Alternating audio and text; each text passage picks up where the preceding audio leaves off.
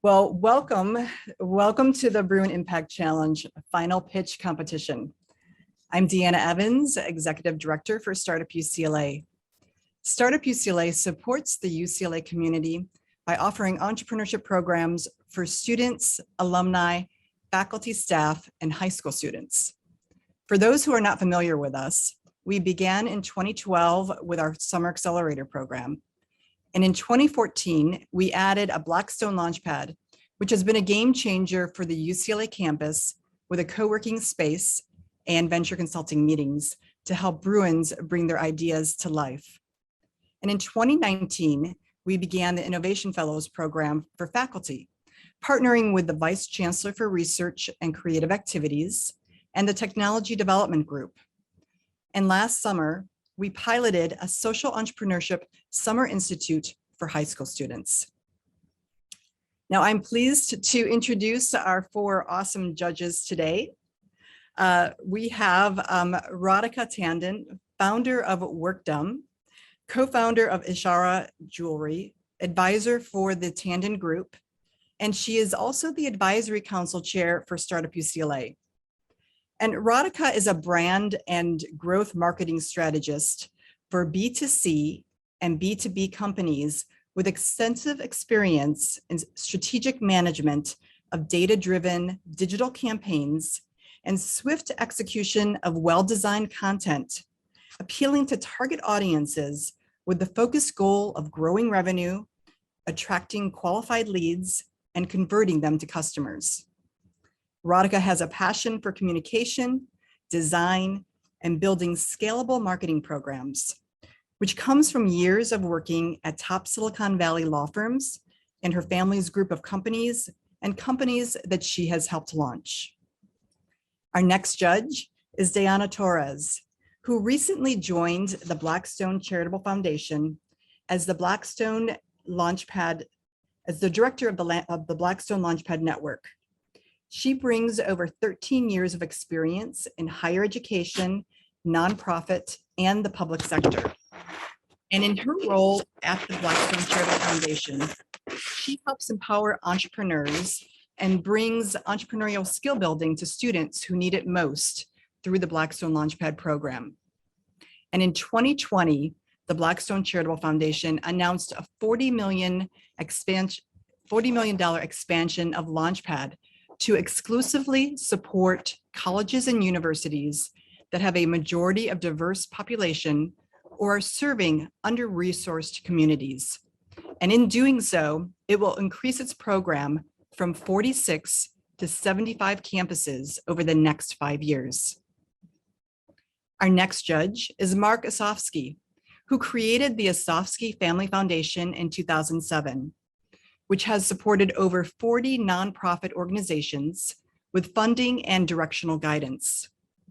The foundation's Leaders for Life Fellowship Program rewards high school seniors who exhibit excellence in academics and leadership, in spite of difficult life circumstances, with a scholarship for all college-related expenses. Mark guest lectures at colleges, universities, and incubators for young companies and entrepreneurs. He founded Twin Star International, which is a designer, manufacturer, and distributor of home furnishings. And he drove revenues to over 200 million before retiring in 2012. Our next judge is Tim Groeling, a professor and former chair of UCLA's Department of Communication. He is also the faculty advisor and co-founder of Startup UCLA.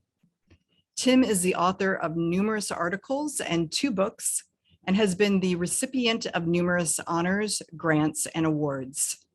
Has received funding from the National Science Foundation and a Copenhagen Award for Effective Teaching with Technology. He is currently leading an effort to digitize and preserve UCLA's massive television news archive. Now, I'd like to introduce Rachel Parker Chavez, who has been a wonderful thought partner, leading the Bruin Impact Initiative since she joined the Startup UCLA team last year as a venture consultant, supporting student social entrepreneurs and helping build out the social impact space on campus. Rachel is a social impact strategist and aspiring optimist. She started her career in corporate social responsibility. And in 2019, Rachel and her partner launched Super by Design, a small LA-based firm using design thinking and human-centered design to help organizations focused on civic and social change. Thank you, Rachel, for all you've done to bring the Bruin Impact Challenge to life. And I'm turning it over to you. Thank you, Deanna. Thank you. And hello to our judges and hello to all our teams and to everyone who is watching and supporting. Thank you so much for being here. As Deanna mentioned, I'm Rachel Parker Chavez. I've been honored to help head up and lead the inaugural Bruin Impact Challenge. I'm so excited for you to hear all these inspiring pitches today. Before we get started, I'll just share a quick overview of the challenge for anyone who's just hearing about it for the first time. So the Bruin Impact Challenge is a cross-campus competition that invites students to come up with early stage ideas that drive positive social and environmental impact. We really wanted to open this up to students who may not consider themselves founders or entrepreneurs, but who are using innovation and creativity and an entrepreneurial mindset to focus on these challenges. So we asked students to join the challenge in one of 4 tracks, including arts and media, advocacy and organizing, strategic giving, as well as social ventures. So we launched the challenge in October 2021 with students submitting written proposals into one of the 4 tracks. And from those proposals, 15 teams were selected to move into the next round, where they delivered their preliminary pitches to a judging panel who selected our 8 finalists who will be pitching for you tonight. So the teams have been working really hard throughout these rounds. They've attended workshops, they've had mentorship sessions as part of the challenge, in addition to working on their ideas and proposals and pitches. And tonight, our esteemed judges will be selecting the first ever winners of the Bruin Impact Challenge. So without further ado, let's start the final pitch showcase. First up, bravely going first for us is Divya with Maiden. Hi, everybody. I am Div. So a few years ago, I tried to buy a house. I tried, but what I could afford, honestly, it had a carpet stain in the shape of a human body. And that whole experience left me feeling like a massive failure. And I needed answers. I wanted to know what had just happened to me. And that's kind of landed up in what's now going on a 3-year study into the collapse of affordable housing. So I am an overeducated millennial, which means I already have a law degree. And the first thing you learn in property law is that all property laws come from feudalism. So yes, we're still ruled by the Dark Ages. Now, we modernized feudalism just a little bit by allowing for something called institutional speculation. So speculative buyers are just gamblers, right? They have no intention of really living on the property, but they are betting that the land is going to be worth X amount of dollars by Y date. Institutionalizing that just means that, well, these gamblers have enough money to really turn their bets into a business model. And today, 20% of homes in growing metros are bought by that business model. And these houses are empty. They're just waiting for a demand that's going to drive up the home value or the rental price to that predicted number. And sometimes those predictions are really bad. Like they're worse than my fantasy football picks bad. Like they're so bad where Zillow lost almost $1 billion last year on their bad predictions. Regardless of a bet's success, though, the vast majority of those homes are being bought in the neighborhoods that you and I need. And you and I can't outbid a bank. So we compete harder in rental markets and harder in lower income neighborhoods. Both of those activities are displacing millions of Americans from the affordable housing that they need, some of whom even become unhoused. And the problem is big enough where there are a wide variety of solutions on the market, but none of them are really marrying both housing as a human right with the free trade that speculators want. And so we're going to attempt to make them coexist. So my field research showed that about 70% of millennials in urban areas haven't bought a house because they can't afford the down payment, not because of the mortgage. So simply put, Maiden's going to split down payments between home buyers and speculators, and they're each going to get their proportionate share of equity. So in a way, we're changing speculative investors into impact investors. They're still speculating, but in a more socially conscious way. So have them invest with us and not against us. And this is going to allow speculators to de-risk their investments because now they're investing concurrently with demand rather than trying to predict it. And most importantly, Now housing is accessible for those of us that are in the middle. Policymakers and advisors all agree that if we're going to create lasting housing affordability, we have to separate speculation from housing. And that's what Maiden's going to do, but without completely throwing away capitalism, because we actually need that for the wealth building side of homeownership. So here are the central tendency numbers for LA, and it seems logical, right, that the median home price should probably reflect an average salary. Lending institutions say that your house should not cost more than 2.5 times your salary, though, and LA is obviously way off from that. Yeah, a lot of that is due to employers, but a lot of that is also due to runaway speculation. So Maiden's going to split off the speculation, and we see that 80% of the median home is speculative. Now, here's a real life example. I found a $910,000 condo in the Marina. We're going to take that 910 number and the 2.5 number as the basis for the down payment. And then the buyer is going to take out a mortgage, and that's going to give her majority equity in that condo. And we also see that her mortgage is actually cheaper than the rent. This is the investor view. It's a trading app. You've seen a million of them by now. And this is where we're going to make our money on fees and commissions off of the investor trades. This is also where the home buyer will list her property and do her buyback on equity with right of first refusal. But here's the good stuff. So during field research, I found that Maiden stands to gain almost 60% of TAM under the current model. That 60% makes a huge difference for extremely low income households. This is going to increase affordable housing by about 70% and reduce housing cost burden homes by over a quarter. Using our platform trading application, investors and home buyers can enter into smart contracts for property equity.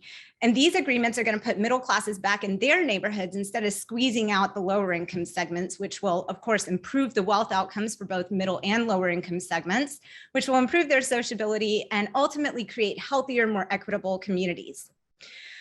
Thanks to Bruin Impact Challenge, I was actually able to meet with the co-founder of Landed, who has an amazing product out there. And he told me a lot about what implementation actually looks like for something like this. And so I know that at this point, most of the funds that I will get will have to be focused on legal review, because that whole first year will just be nothing but contracts drafting. So any funds that I get, that's where it's going. And that's me. I'm Divya. I am Maiden's Chief Officer, and I'm currently recruiting for a ton of positions where I have skills gaps. What I have had an excellent career in is GTM launch and growth. I worked on SoFi and Acorns back in 2013, and I even did a stealth mode neobank last year. Thank you so much, and I would be happy to take questions at this time. Can I ask, I understand the notion that the speculators are driving up the cost in the marketplace. We are hiring a new faculty member who's trying to buy a house in LA and was outbid on a house by $300,000. So if the speculators are still in the marketplace, even if you are bringing in additional buyers in the affordable space, aren't they just going to be outbid? If we're bringing in more speculators? No, if you're bringing in, people who previously weren't in the market because they couldn't afford a down payment, and they're sort of entering in the affordable space. What in this model stops them from just being outbid? Like my colleague was?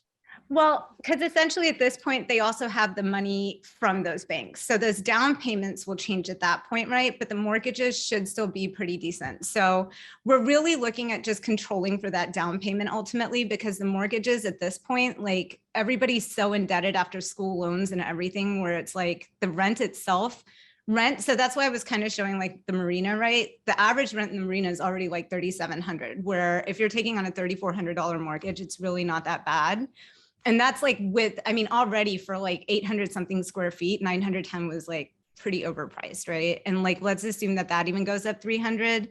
It's not going to change that much where they still wouldn't be able to afford the mortgage, but we would be able to control that down payment into something that's affordable and reflective of their salary versus like a bank's endless funds. I hope that answered your question. Sure. I'll let somebody else ask a question. Sorry. Dave, I have a question. Since speculators are really in certain markets and at a certain price point for the middle to high-end property, this concept wouldn't really work in kind of less desirable markets or lower income type of housing, would it? So really what we're looking at is middle income areas. So affordable housing, meaning more like attainable affordable housing. Like Cincinnati, for example, the city of Cincinnati had to go and outbid actual like institutional buyers recently, so they could keep an entire building to be affordable. So there are certainly a lot of middle income use cases that I'm looking at versus kind of higher income, because I think right now what's happening is most of these homes are being bought in very working class neighborhoods. So like I'm currently in Texas, and there's an area out here called Lake Conroe. I mean, nobody's really in Lake Conroe, but there's a movement headed in that direction. They bought out a whole neighborhood in Lake Conroe, like a whole thing, just out from underneath everybody. So we're really trying to stop that as well, because there's no way that working class individuals, like true working class individuals, can beat that. And in some of the customer interviews that I did, like they're really sad. You know, these are people that are like in South Carolina, for example, recently divorced. You know, I spoke to a recently divorced woman, and she's scared. You know, she's never really had a job before. She was a housewife before, and now she's like, I need to buy a house. I don't know that I can do it. So a lot of it is looking to kind of protect these classes of people too. So that's kind of more the area I think that I'm looking at, is definitely like real like working class. I hope that answers. All right. Like I have one. Awesome. Oh, okay. Oh, sorry. I'm so sorry. We have to keep going, Radhika. Yeah, I've got just about 2 minutes per, just so we can make sure we're not going too much over time. So I'm going to thank you so much, Div, and we are going to go on to our next presenter, who is Andrea with Here and Now. Here and Now, a collaborative art exhibit examining racial formation in the United States.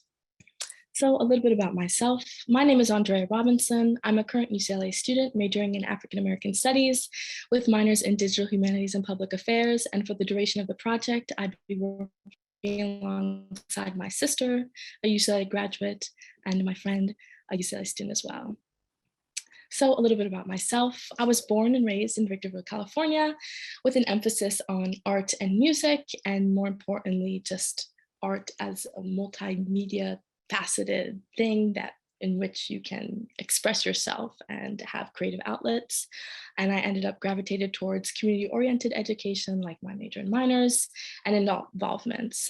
This includes, I currently hold the position of membership coordinator of the African Student Union, external vice president of the Black Business Student Association, and I also have experience in multimedia art forms within my classes of digital humanities, social media editor of Normal News Magazine, and even small things like being co-editor-in-chief of my yearbook, my senior year of high school. So the goal of the exhibit is to educate and immerse spectators in the transformation of race within the context of the United States. It aims to contribute to larger movements of art and education. Some of you might recognize Audre Lorde, John Michael Basquiat, James Baldwin, and Jennifer Packer as artists and writers who've contributed to the Black arts movement and the Black Lives Matter movement. So Here and Now brings together past and present in an educational three-part exhibit. Part 1, early racial formation in the United States. Part 2, post-emancipation and structural pushback. And Part 3, a post-racial society. Surveying interest. I conducted a brief survey of 35 LA County residents, 85% of which expressed interest in attending the event and the exhibit as described, and 90% of those who expressed interest explicitly stated that they thought that $10 was an appropriate cost for entry. So the Bruin Impact Challenge prize money would go towards the first installment of the exhibition, Part 1, Early Racial Formation.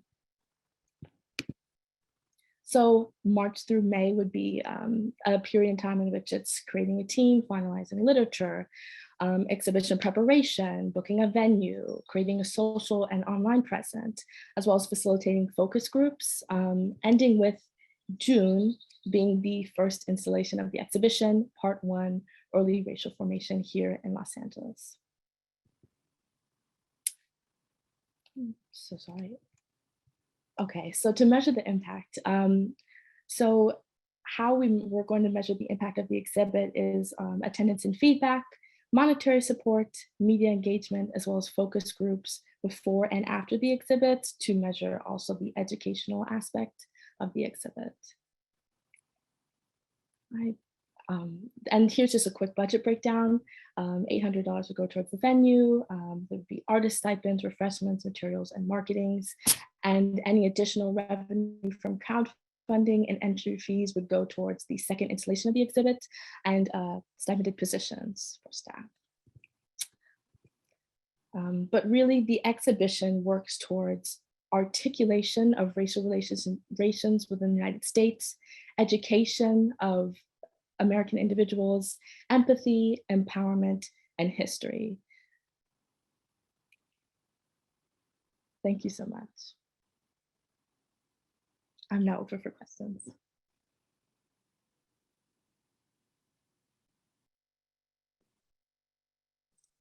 Hi, Andrea. Hello. Great presentation. One of my questions is, how do you plan to attract people to the exhibit, and any potential partners that you have in mind that will make it successful? So I plan on utilizing my network currently at UCLA. I'm actually like within, my position as the African Student Union Membership Coordinator. So accessing the UBAA, so the Alumni Association. I also work at the Hammer Museum currently, so it would be a lot of tapping into that network to get curators and even just my supervisors to be there, bring friends, and people interested in the art world. So it would be a lot of, surveying UCLA students and asking them, and tapping into like even just like email newsletters.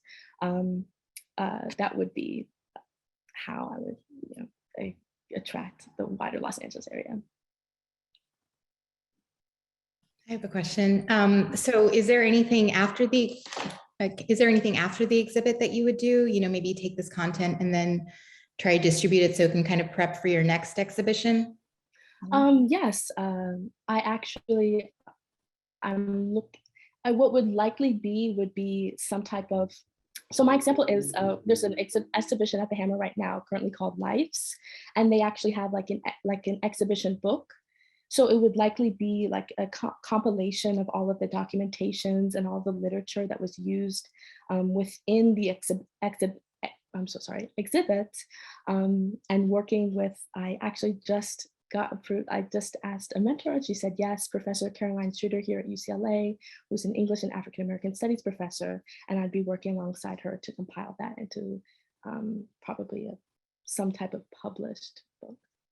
Yeah, I would take this, take the idea and just figure out how to, get it out digitally to get more people in, to get the message out to more people, just to build brand awareness, because sometimes like if you just keep it to, within like the UCLA community, like you want to maybe like reach out to like all of LA, and then you have to figure out like how, some of the funds should be like go to marketing, digital marketing and getting people in.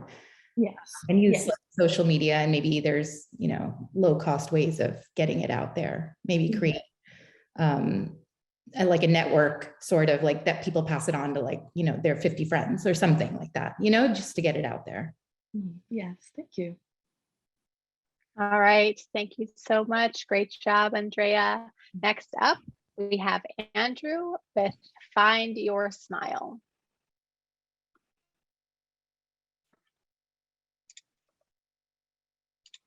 All righty. Hello, everyone. I am Andrew, and all right. And I'm a dental student here at UCLA, and my organization is called Find Your Smile. So when I began seeing patients here at the UCLA Dental Clinic, one of my first patients was Maria, and Maria immigrated from Brazil years ago, and she presented with severe gum disease and needed about 3 times more dental work than most other patients. She'd also been living in pain, had a hard time eating, and said that people thought that she was just always angry and upset at work because she didn't smile much, because she had oral pain and was embarrassed about her missing teeth. And that kind of made me wonder why she had not seen a dentist earlier. And then I discovered it was because of 3 main reasons: cost, transportation, and translation, since she wasn't, or thought she was not, that great at speaking English. And after doing more research, I learned that it wasn't just Maria having this issue. Public health experts had already done the research and found that half of all immigrants have gum disease and cavities at a rate of 2 times more compared to US-born citizens. and that leads to oral pain, losing teeth way faster, decayed teeth, things like that. And about 1 million new immigrants are coming to the US each year. So this is a problem faced by millions of people. And the problem is not just a dental problem or an aesthetic problem. Poor oral health has been shown to lead to really bad systemic medical issues like heart disease, strokes, diabetes, and worsened respiratory issues, just to name a few. And then missing teeth and really being reluctant to smile also have huge social impacts. So I've seen some patients who have had poor oral health lose all their teeth by the time that they're in their 50s. And research shows that this leads to lower quality of life, more difficulty finding employment, inability to hold a job, and a lot of other negative things that go against being able to integrate and succeed in society in their new country. So my solution is to connect immigrants in need of dental care to dental student providers at these dental schools and then subsidize part of their care. And dental schools would be that perfect place for them to get their care because dental schools have reduced fees. Fees are typically 50 to 60% less than going to see a private practice dentist, since we're not for-profit institutions. So that helps overcome the issue of cost. They're also typically located in central areas since they're universities, and that takes care of the issue with transportation for the most part. And then all dental schools also have translator programs where they have dental students and faculty translate for all types of different languages. In terms of the impact we can make, right now there's over 10,000 dental students in their 3rd and 4th years who are providing actual dental care. They are spread out across 67 campuses, or what would be our locations, and they provide over 300,000 appointments each month. So by partnering with these dental schools and connecting immigrants with these dental student providers and subsidizing their care, we can help them improve their health, keep their smiles, and ultimately have a better quality of life, gain employment, or really maintain their employment and just succeed as immigrants and in their new country. So I wanted to see, really, can we execute this? So the first thing I did was I asked dental students if they'd be willing to take on more patients, and 100% of them across the board had an overwhelming yes, and they wanted new patients, because the reality is that a lot of dental students don't actually get as many patients as they want. And some students even risk losing residency spots or not graduating within 4 years because they don't see enough patients and provide enough treatments to kind of pass their requirements. So it's kind of a win-win for both the dental student and the patients who need their care. And then the next thing I looked at was, are there similar programs that already exist? And there is one that helps low-income patients with HIV, and it's a program that a lot of dental schools, including UCLA, are a part of. We dental students love the program. We love taking care of the patients, providing treatments, helping them live a better life, all that stuff. And that's kind of how I see my organization being. And the last thing I looked at was funding. And I believe that running a nonprofit 501c3 model would be the best way to run the organization, because we can get large federal, state, and local grants, and also appeal to the greater good in people, and especially dentists who I've spoken to and have supported the cause. I believe that I really believe I have the right background to make this organization a success, because as a dental student, I understand the problem for both dental students and the patients that we care for, and these immigrants who I've seen. And I've been a part of the small scale solution already, and I just want to expand that. I've also held state and national roles with the American Dental Education Association, which has provided me with the contacts for dental faculty, dental students, and literally thousands of pre-dental undergraduate students who have expressed their desire to help out, not only because of the nobility, but also because pre-dentals or undergraduate pre-dental students have to volunteer in order to get accepted to dental school.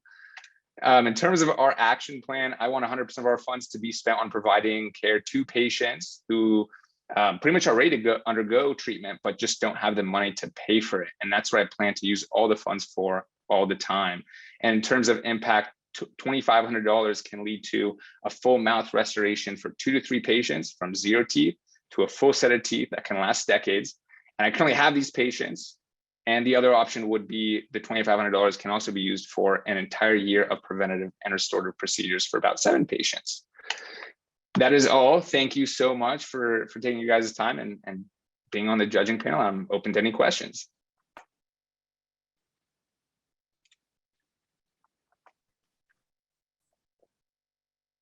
Andrew, a great presentation, great program.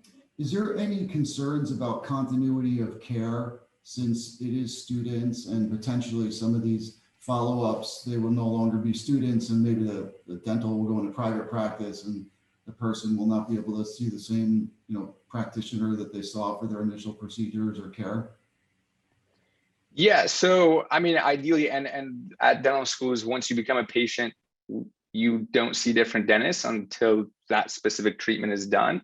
And that's what our patients at UCLA and the other dental schools I know do. But yeah, once you get your care done, you can go see different dentists and there's no problem with continuity of care there. As long as like in the middle of it, ideally you're not going to a different dentist, but they can, and that's still not an issue in terms of the care we provide.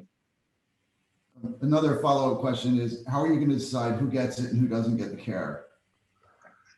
Yeah, so that's a great question. So as far as right now, I've ranked pretty much like aesthetics and those things at the bottom of the list, and then kind of understanding what the patient needs and why, and then ranking it based on that. So if someone has no teeth and that's affecting all these different aspects of their life and obviously has a bigger impact, or has really severe gum disease, we would prioritize those. Right now, those patients who I currently have, who've already been diagnosed and are ready to go, just don't have the money, are patients who have no teeth.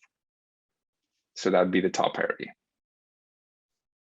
So you're looking to like build a platform, and it's not just going to be like UCLA, it'll be other schools too. Like whoever has, like, they may have these open appointments and then whatever they're prioritizing. I love this idea because I feel like even just providing practical experience to residents is so important. So I see that it helps actually both. And I think it's a great idea. It's just a matter of how do you open up those appointments. You're going to need some money to market it and get the word out, but great idea. Yeah, thank you. I know I'm super excited about it too. All right, thank you, Andrew. We are at time, so we will move on to our next presenter, Simona with Smartbooks. So hi, my name is Simona and I'm the founder of Smartbooks. We are doing something new. We create elementary school textbooks paired with augmented reality apps. AR hasn't reached its full potential yet, and this application can bring education to the 21st century. The average human attention span is just 8 seconds, which is even less than that of a goldfish. So we grab this attention, make learning fun, and improve performance at the same time, which benefits students for their whole life. We want to do this for all children from all backgrounds to make sure that everyone has access to an engaging and exciting education. Education shouldn't be a privilege, and it's the root solution to an equal society. When talking to parents and teachers about this problem, they've also mentioned that this solution can really help students with learning disabilities. This was something we didn't even realize initially, so we're definitely going to continue to talk to customers to make sure we've tailored the solution. So how does it work? We create physical textbooks with augmented reality pages inside of them. Imagine like a Snapchat dog filter, but instead of putting a dog on your face, we put a wizard or a square-based pyramid on a book. So there are AR card games, geometry, characters, and AR videos. These videos kind of work like the Harry Potter newspapers where the pictures actually move like videos, which is super exciting. But this is all more easily explained using some demo videos. So here are some clips of the app actually running on my phone and me screen recording. This is the page you'll be needing for that. You can see there are cards you can cut out. So the idea is the student would cut out all of these cards. And here are some I've already cut out so we can play the game. In the top right-hand corner, it says, make the number 713. So I'll get 500 out, plus, and 213. So we move the phone over. Congratulations. Great job. Keep going.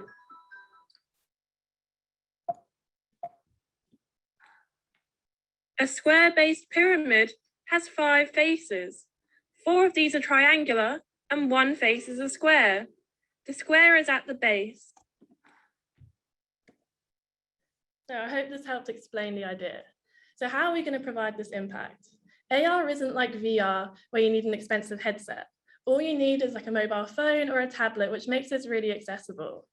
Imagine if by this technology, students would spend just 20 extra minutes a day. This adds up to 120 hours per year, which would really allow them to achieve anything they want to. We want this to happen for all children, so we plan on partnering with non-profits and educational trusts like the ARC for Academy Schools in London. This will be really useful for helping the technology get to the students who really need it to help level the playing field. So where are we right now? We've already won 3 business pitch competitions, including the UCLA 1000 Pitches competition, and we're currently participating in the Startup Labs Accelerator. We've already created an 100-page textbook for grade 3 maths, and we have an augmented reality app on the App Store. This is currently being tested in 2 partner schools in London, which is really exciting, and I can't wait to hear their feedback and how AR improves students' performance and how they interact with it. We're initially just targeting on grade 3 maths, but there's so much opportunity to expand into different age groups and subjects. Like for geography, instead of having a square-based pyramid, you could have an exploding volcano, which is really cool. This means that the market and impact is even bigger. Applying AR to a physical textbook is actually really new, and we don't have many direct competitors. Cleverbooks is a good example, but they only focus on geometry. And like you saw, we have this as well and lots more. And Hippo Magic is mainly for a younger age group. This is a great opportunity since AR applications haven't been taken advantage of yet. So if I were lucky enough to win, lots of the money would go towards marketing for when we launch after our testing, and the remaining would also go towards incorporation. So a bit about the team. I'm Simona, and I'm a junior studying math.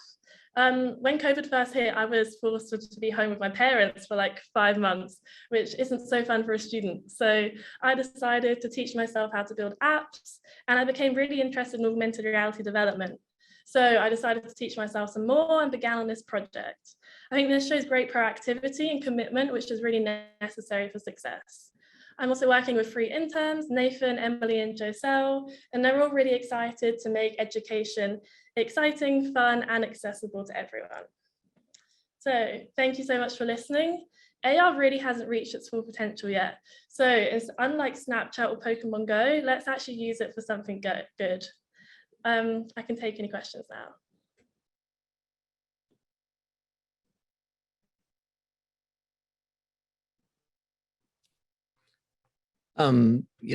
I wondered how you're going to be able to maintain sustained generation of content on this. Like, honestly, the sort of prototype is relatively easy, but scaling across, multiple books and large amounts of content is going to be pretty expensive and complicated. So can you talk a little bit more about how you plan to scale? Yeah, so initially, like I'm the main programmer, so I programmed it all myself. And I think initially scaling to just like different age groups of maths, for example, the year above and year below, like the changes aren't too drastic. For example, like you still need to learn how to add it, it would just be slightly harder numbers. So like expanding that way isn't particularly hard. But for example, like geography, if you want like custom made augmented reality, like shapes, it isn't the easiest thing to do. So I'd like to bring on like potentially like another AR developer in the future. But right now we're just planning on expanding to the maths grade groups and the closest ones first and do as much as like we possibly can by ourselves.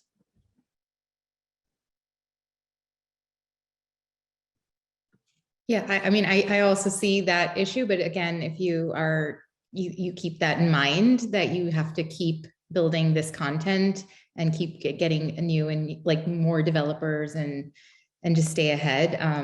You had mentioned that you wouldn't go into use the Oculus or anything like that. You wouldn't go into that right now. You're just using the phone. Basically, I take the phone and I look like this, right? Is that how it would work?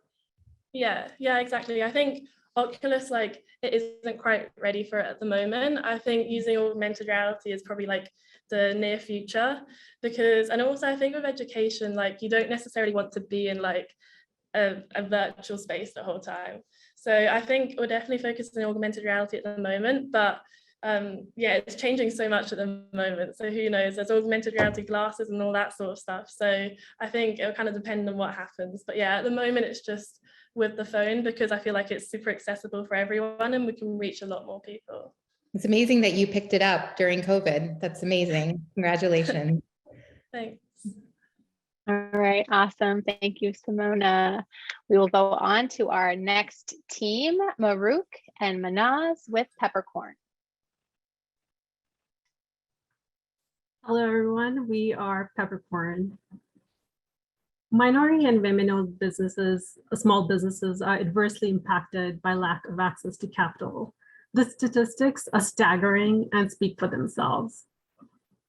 Nearly 78% of minority and women-owned small businesses are concerned about the risk of shutting down due to financial exclusion. Unfortunately, the shuttering of these small businesses impacts entire communities and the economy at large. So why are minority and women-owned businesses, small businesses, impacted more than others? The core issue is decades of systemic inequities resulting in the lack of access to institutional lenders, government funding programs, and the rapid decline of community banks. Unfortunately, this makes them financially vulnerable with poor credit profiles and prey to predatory loan sharks and payday lenders, thus driving them into cyclical poverty traps. So how do we solve these problems? Introducing Peppercorn. Peppercorn is an interest-free microlending platform specifically designed for minority and women-owned small businesses that are underserved and underbanked. It bypasses institutional lenders and harnesses the power of crowdfunding and community. Its core features include zero interest on loans based on the principles of Islamic finance, borrower-defined terms, microloans, which could be as small as $25, lender incentives, where lenders can either pick a preset loan fee or opt to get a gift or service from the borrower, and social credit instead of traditional credit checks. So Peppercorn is rooted on the principles of Islamic finance, which is based on the concepts of social equity and justice. One of the core beliefs is the prohibition of interest on loans. Accrued interest is seen as exploitative, as it can lead to usury, further driving the vulnerable into poverty traps. So how does it work? Let's meet Leticia. She's a bakery owner from Inglewood, California, who needs a loan to start a delivery service as she has no foot traffic into her bakery. She does not qualify for SBA loans or government funding programs due to her credit profile, thus has to rely on payday lenders with egregious loan rates. She hears about Peppercorn through her local church. She registers with the platform, posts her loan need, and references from groups such as the community center where she frequently volunteers. Meet Sarah. Sarah is a tech exec who grew up in Inglewood. She hears about Peppercorn through a philanthropy newsletter. She wants to diversify her portfolio while giving back to her community. She registers and comes across Leticia's profile. She knows that social capital has significant effects on de-risking lending to strangers. She has access to Leticia's social profile, her fantastic references, and sees a legitimate need and decides to fund.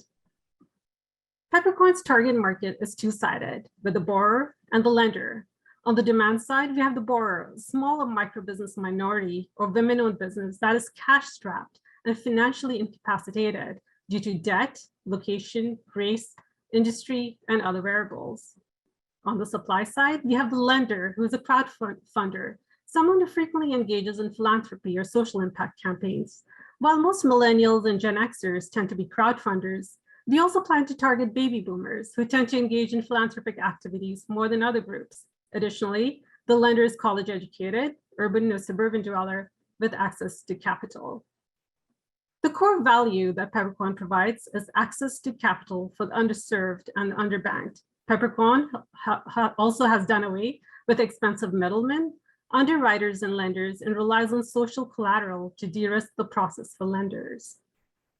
Our total market size comprises crowdfunding in the US. In the first 2 years, we plan to acquire 10% of the businesses in California and Texas.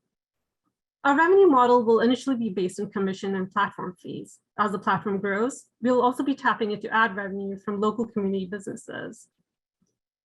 Peppercorn has the potential to drive massive social change. First, our short-term goal is that it will democratize access to capital through interest-free lending that leverages the power of community. Second, we hope it will drive predatory lenders and payday loans out of business. Third, we hope to disrupt traditional lending practices that are rooted in systemic inequities. And last, we hope to create self-sustaining communities where small businesses do not need to rely on loans to stay afloat. Thus far, we've completed extensive market research and obtained initial customer feedback. We will be using the funds to complete prototype development and launch an MVP. We are a 100% women-owned team of professionals with complementary skill sets in product strategy and engineering that are passionate about making a difference. I'm Manaz, I'm the co-founder and CEO, and Maruk is my incredible co-founder and CTO. Although we might not see eye to eye on which football team is the greatest, social equity is part and parcel of our faith. And our goal with Peppercorn is to create equitable and equal opportunities for all, especially the financially vulnerable. Thank you so much for your time. Happy to take your questions.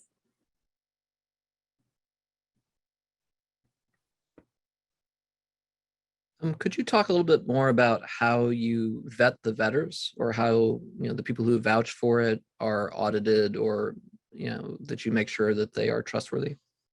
Yeah, absolutely. So what we're going to do is essentially look into established community institutions like the local police or a community center or a church group or what have you. How we validate that and see if these are actually legitimate references. That's something that we're still working on at the moment.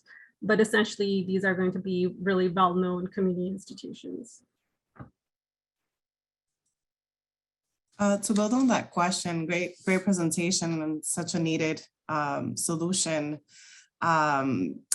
Curious about what are some of your plans to ensure that your customers have access to the platform, and that one is trust and navigating systems and just ensuring that it reaches them. It's really difficult oftentimes to reach small businesses since they're busy juggling so many responsibilities.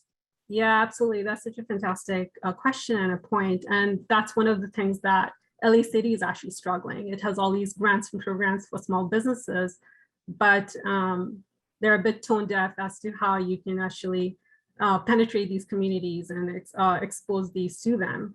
What we plan to do is actually work deeply with community leaders to understand the ecosystem of the community really well.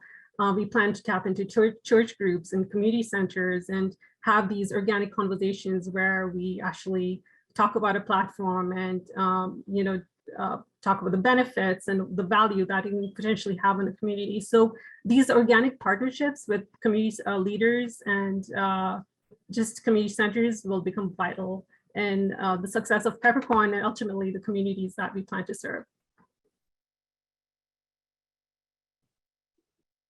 Fantastic. Thank you, Manaz. We will jump into our next presentation. We have Ahmad with ICHI.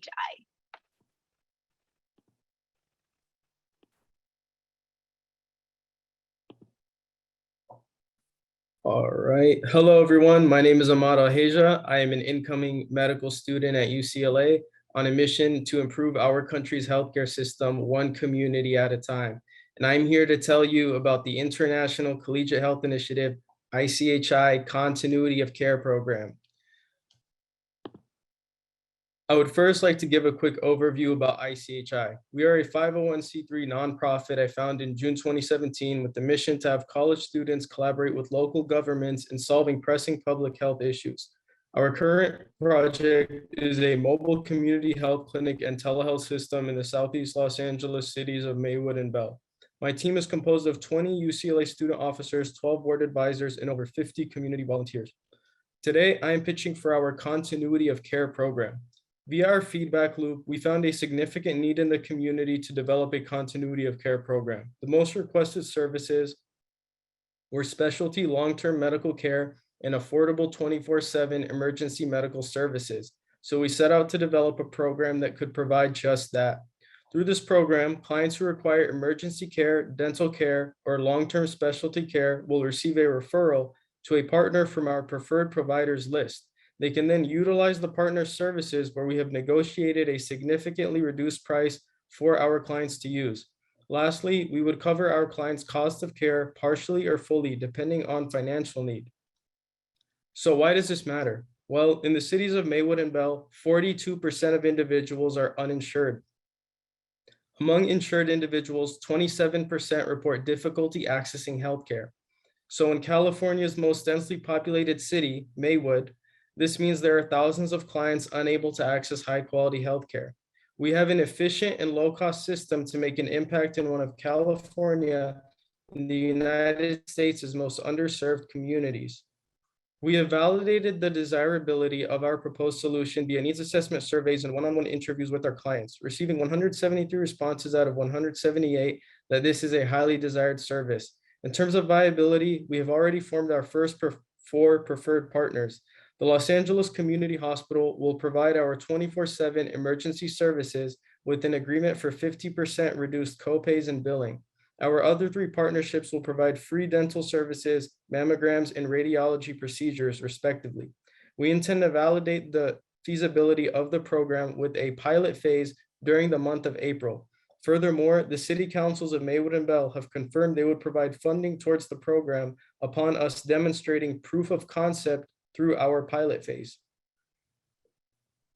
For our theory of change, we believe our program will incentivize medical systems to lower their cost of treatment for uninsured clients in order to get more clients and receive public support from community leaders. Second, encourage development of similar programs for safety net healthcare systems. And lastly, encourage government officials to make incremental improvements in healthcare access. The primary leaders of the development team are myself, Zubair, Dr. Alam, and Dr. Shah. So a little about myself. I'm the ICHI founder and CEO and an incoming student at the UCLA School of Medicine. I have a direct relationship to the problem I'm trying to solve. Growing up in a low-income community, I did not have access to health insurance. At the age of 3, I was diagnosed with cyclic neutropenia, a rare blood disorder causing me to have a severely compromised immune system until age 20. Furthermore, I have a great team and network of medical professionals. Dr. Usman Alam is an ICHI board advisor, medical resident, who is experienced in serving underserved communities. And Dr. Yasmin Shah is also an ICHI board advisor, pulmonologist, and longtime leader in serving medically underserved communities. For our competitive advantages, first, we are formally partnered with the city councils of Maywood and Bell, allowing for accelerated contact to the communities we serve and services that are tailored and adaptable to the community's needs. Second, we actively overcome barriers to healthcare, such as language, transportation, and technology to make it simple and easy to access treatment. Third, our efficient system provides streamlined access to physicians, screenings, medications, and specialty care, all free of charge. Lastly, financial efficiency. We utilize strategies that are low cost for our organization in order to maximize services and all we offer to our patients. Winning the Bruin Impact Challenge would impact our growth by making our program goals achievable, increasing our capacity to treat more patients, and enabling financial support from the city councils for the continuity of care program. As an example of program funding costs, $1,500 can provide either coverage for 50 dental patients to receive a free checkup, x-rays, and cleaning, or 150 mammograms under 2 of the program's partnerships. Thank you everyone for your time, and I'm now open for questions.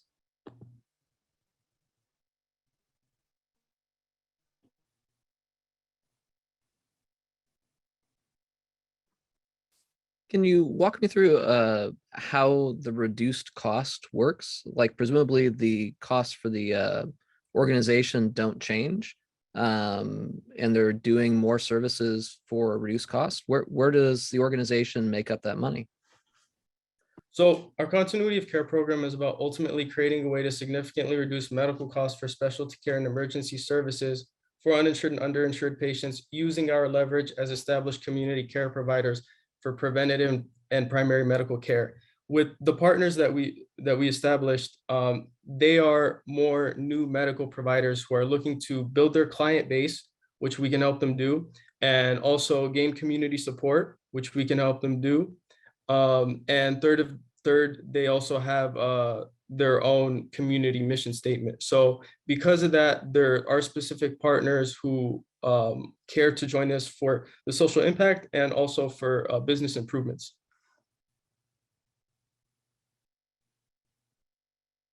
And can you go over again how you're planning? Oh, sorry. Can you go over again like how you're raising money to help pay for the care? Sorry, I think I missed that initially. Yeah, absolutely. So basically, the reason I'm pitching for the Bruin Impact Challenge is to come up with the funding for our pilot phase. So we want to have a pilot phase in the month of April where we take a certain number of clients and allow them to use one of our 4 community partners. And we're also, by the way, in the process of establishing 3 more that we intend to have by the end of March, so we could have the program complete. But once we go through that pilot phase, the city councils of Maywood and Bell have agreed that they would provide $8,000 each for their residents per year to use this program. So that is where the initial funding would come from. And then from there, I do have experience in crowdfunding, obtaining grants, and definitely intend to do that for this program. Thank you. Thank you. Thank you, Ahmad. Fantastic. Let's move on to Angela with Sobreviendo.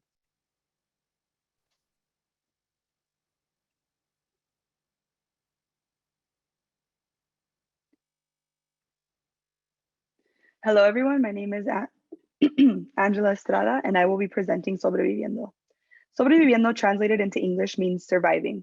It's the word Latinx women use when describing what their life has become after experiencing sexual violence and sexual harassment. The word surviving means the bare minimum, but in reality, these women are waking up every day, showing up to work, maintaining relationships, cooking for themselves, and doing much more than the bare minimum.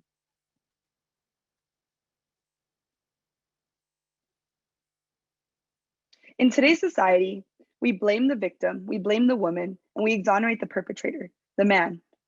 Men sexually harass women every single day. And when women speak up, we are just blamed for it. We feel guilt for it, when in reality, we shouldn't. Women are hurt and dispossessed of their own body and autonomy every single day. Sexual violence is normalized. Think about it. The president of the United States, Donald Trump, said, "It's locker room talk," when he was sexually harassing women, and he was exonerated for it. How did we get here? Today, we see the symptoms of Spanish colonization and machismo haunting our society. When the Spanish came to colonize Mexico and its indigenous peoples, they mutilated the bodies of indigenous peoples. Indigenous peoples were gender fluid and didn't have any gender norms. But when the Spanish came to colonize, they raped their women, they objectified their women, and they objectified the bodies of men. The result of that is machismo, and we see the symptoms of it every single day.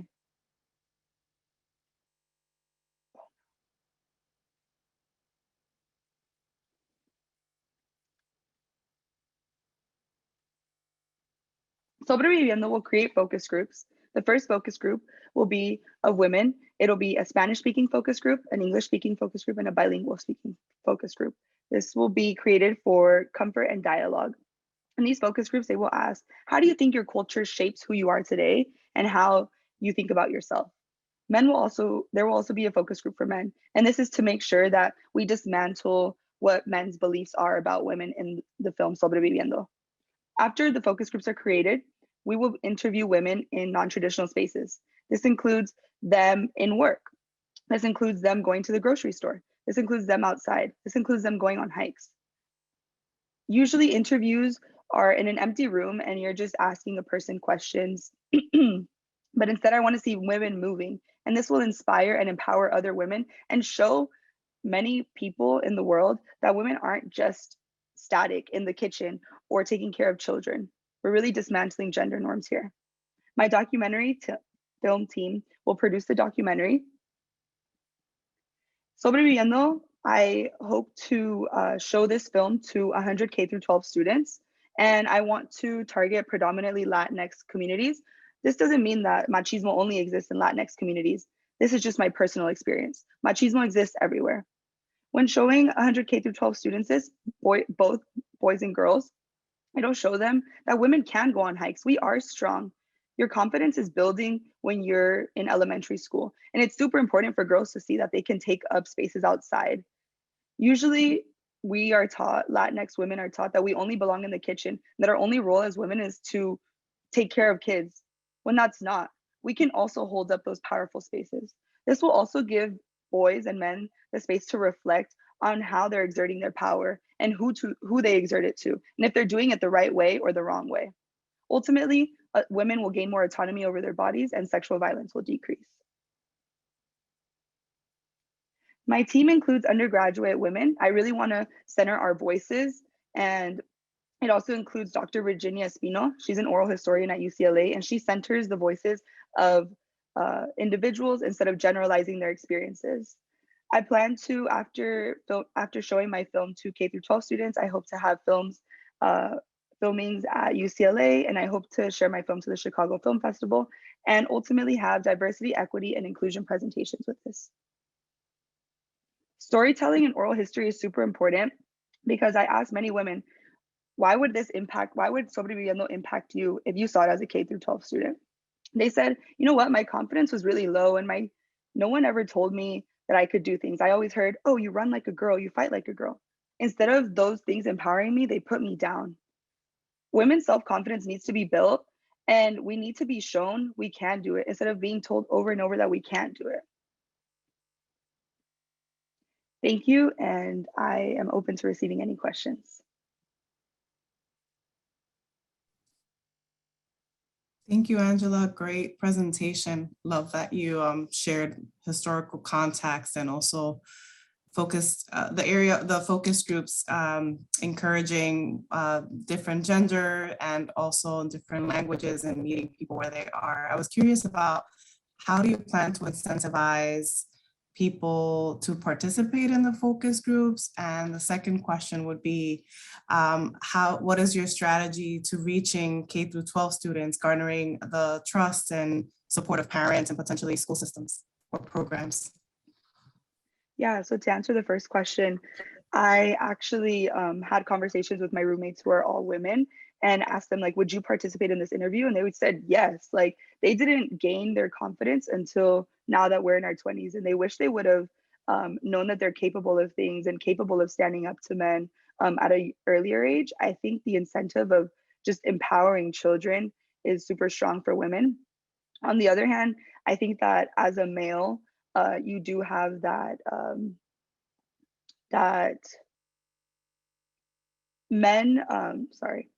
as a male, you have that like power over women every single day, and you need to be conscious of what you're doing. And I think in order to like dismantle sexualization, and if you really want to like be a part of this like better world, that's just an incentive to like reflect on how am I like exerting my power over women every day. However, I do want to offer incentives to participants because through this like UCLA startup money, because I think it is important that we're centering voices and that people are compensated for those voices.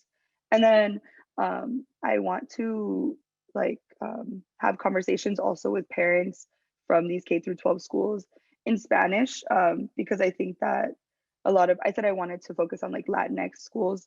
And I think that this would like the focus groups allow like comfort and dialogue and explain to them like, did you ever feel some sort of way when your mom told you or when your dad told you that you only belonged in the household and that your only role was doing this? And really like be empathetic with parents to help them understand like how it has impacted them as a mom. And wouldn't you want different for your child? Don't you want your child to like take up more spaces and be more vocal and do these things? So yeah.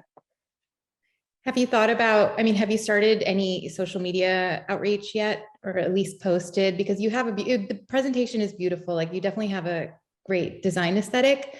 Like, have you thought about using social to help, kind of test your messaging and just get more like a community, build a community? Mm-hmm. When you build your community, you'll have that community there when your documentary launches, like you'll get more support. Yeah. So have you done that yet?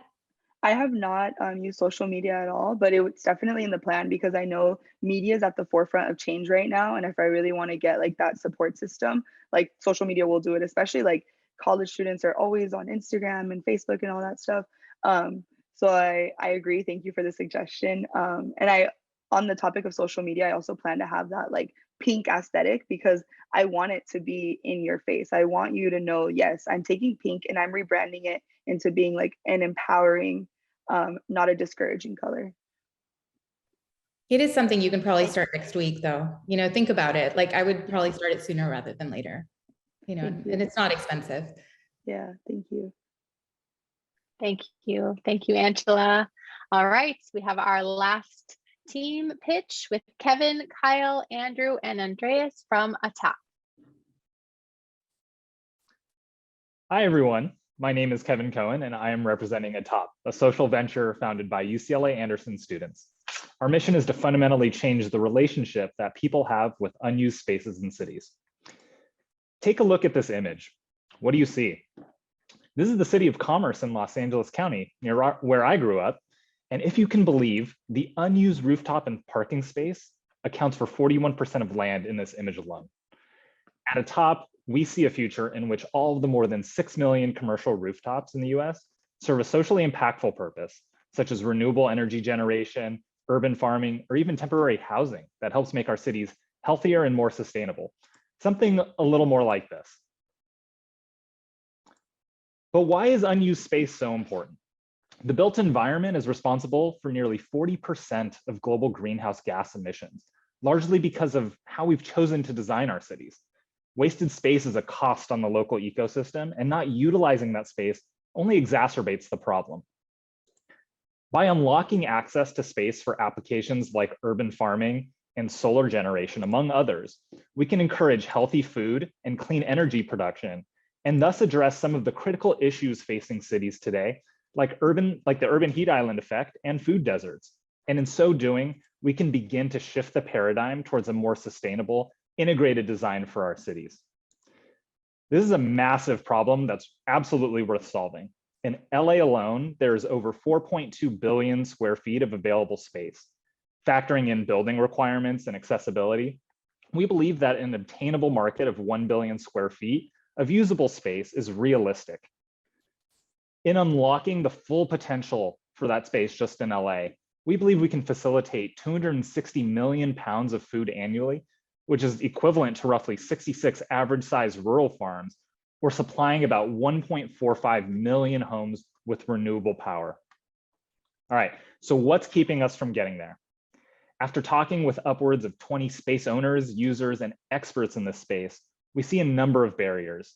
On one hand, space owners and investors want to improve profitability for their real estate, but projects like installing solar don't always accomplish that because of high capital costs. On the space user side, for example, the typical solar developer incurs non-hardware costs that amount to 2/3 of their total costs, including 18% of that just for sourcing the space. The costs and complexity for developing unused space create what we've termed an inertia problem. Although owners and users are aligned in their incentives, it's simply easier to do nothing than to do something. In other words, this is a market failure. So here's what we plan to do about it. By creating a marketplace platform that mitigates current obstacles, we can connect owners of space to those who can profitably monetize it. Key to facilitating this is connecting the proverbial puzzle pieces for both parties. Commercial space owners can do what they do best, which is rent out their space, and space users can profitably monetize that space. And to do that, first we'll need to rethink project financing and break the notion that the ownership model is required. Today, the dominant model for installing solar is a debt financing model where space owners finance and own solar installations themselves. Instead, we propose a leasing model where space owners lease out their unused space, reducing upfront capital costs. Second, we will simplify the point of transaction with an easy-to-use UI that includes a smooth registration process, map-based search, and a detailed profile of each space and space user on the platform. And third, we'll scale the process by automating and aggregating data from local municipalities, mapping and climate data providers, and leveraging technologies in computer vision and generative design to quantify the objective value of each parcel of unused space, which in turn will serve as the basis for the lease price.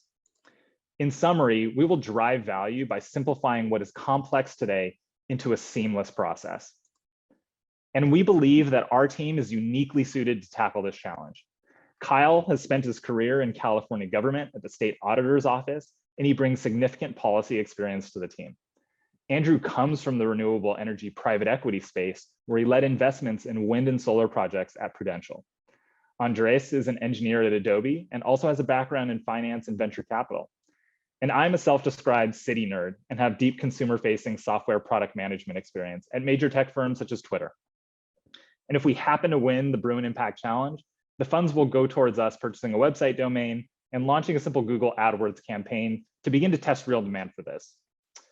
And in conclusion, we are at top and we are on a mission to change the relationship we have to unused space to help cities adapt to climate change. Thank you, and we'll now open it up for Q&A, and I'll invite my teammates up to the podium as well.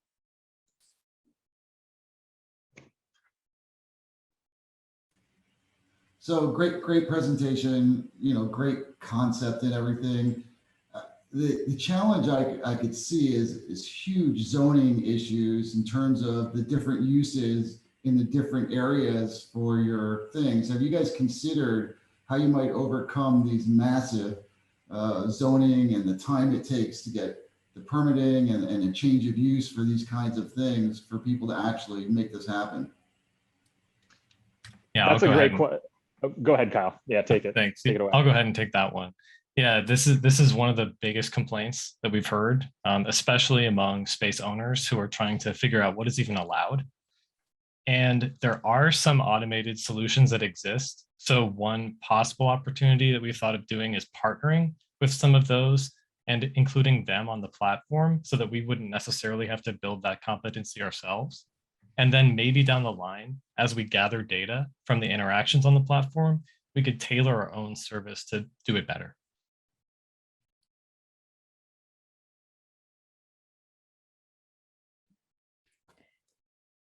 I love ideas where, I learned something, like when you showed that example of like how much unused space there was, just on the rooftops. I'm like, oh my gosh, like you don't realize it. So, I think it's a really cool idea. So you're looking to just basically put solar or any sort of climate mitigating concepts, or is it like also with housing and stuff? Because you mentioned that too, right? Like housing is also a possibility. Yes, that's right. We don't want to limit ourselves at the moment. And to be crystal clear too, we're not only thinking about rooftops.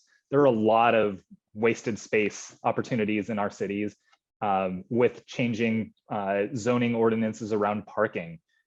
We have a lot of excess parking that could be used to a profitable end. In addition to the technical term, which is called irregular plots too, that exists, which are empty plots that don't have any development on them today. I think that the time is right because people are thinking about, using your space more. Like we have, like I'm in the Bay Area and we have that ADU new rule and it's the right time for us to think about this. So thank you for bringing it. All right, thank you, team. And that wraps up our challenges or our pitches in the challenge. Great job, everyone. I'm super proud of each and every one of you. We are going to give the judges about 10 to 12 minutes. Judges, I individually message you each your link that we will hop into, and then we will come back. So everyone who's watching and teams, you can take about a 10 to 12 minute break. And then when we come back, we will announce our winners. Welcome back. Thank you for the extra 15 minutes that you allowed us to deliberate. Obviously, it was not an easy choice. We had to take some extra time because everyone really did so fantastically well. I will sharing my screen as soon as I see all of the judges. And Radhika, if you wanted to just share while we're waiting for everyone to hop back in what you were sharing with us as we ended, that would be great. Sure. I just thought you all did like an amazing job with the presentations. It was really hard. That's why it took us so long to decide, which company should get the award. But regardless, Deanna, Mark, and Tim and I were available to provide additional membership. There's actually a mentorship. There's actually a few people that I have in mind that I would love to introduce you guys to. So definitely reach out to us on LinkedIn.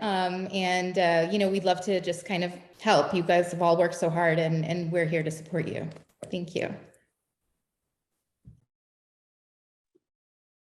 Thank you, Radhika. And I just think that really speaks to all the hard work that you've done. That she said that right away. She already had people that she had written down that she wanted to reach out to. So I think if nothing else, even if So two things. So for everybody who doesn't win one of the larger prizes, you still all will get your micro grant of $250 for all your hard work. And also just the networking opportunities. We hope those have been really valuable for you as well. So I will go ahead and get on with it, and we will wrap this up. Let me pull here. All right, we'll start with our third place prize, our $500 third place prize, which goes to Andrea with Here and Now.